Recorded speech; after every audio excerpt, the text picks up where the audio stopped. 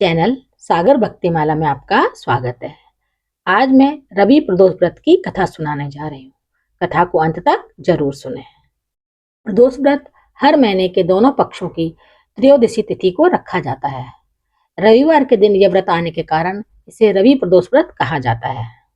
एक बार सोनकादि ऋषि ने पूछा, हे पूज्यवर महात्मते, कृपया यह बताने का कष्ट करें कि मंगलप्रद कष्ट निवारक यह व्रत सबसे पहले किसने किया और उसे क्या फल प्राप्त हुआ। श्री सूत जी बोले, आप शिव के परम भक्त हैं। आपकी भक्ति को देखकर मैं व्रती मनुष्यों की कथा कहता हूँ, ध्यान से सुनो।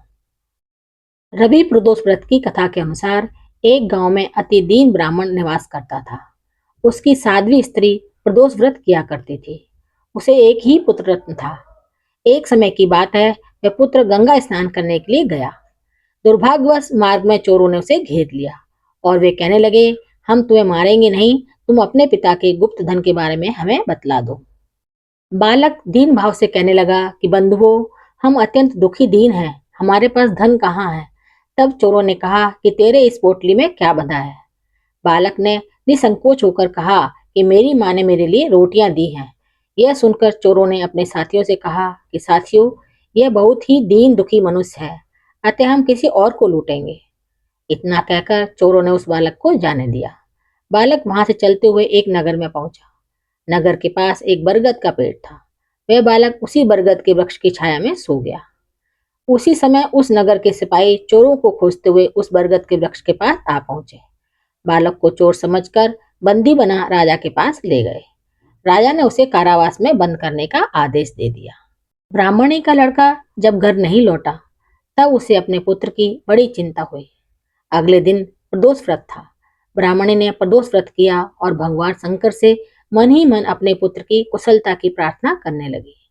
भगवान शंकर ने उस ब्राह्मणी की प्रार्थना स्वीकार कर ली।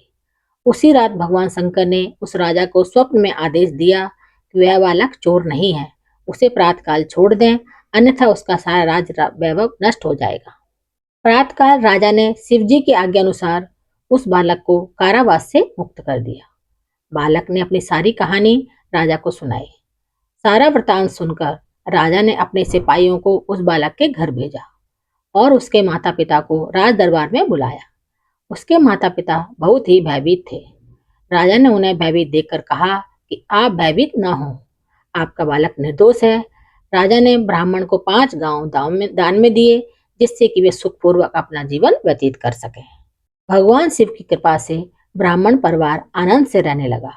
अतः जो मनुष्य रवि प्रदोष व्रत को करता है, वह सुखपूर्वक और निरोगी होकर अपना पूर्ण जीवन व्यतीत करता है तथा उसके जीवन में बहुत ही खुशहाली आती है। मेरे चैनल को सब्सक्राइब, शेयर और लाइक जरूर करें। धन्यवाद।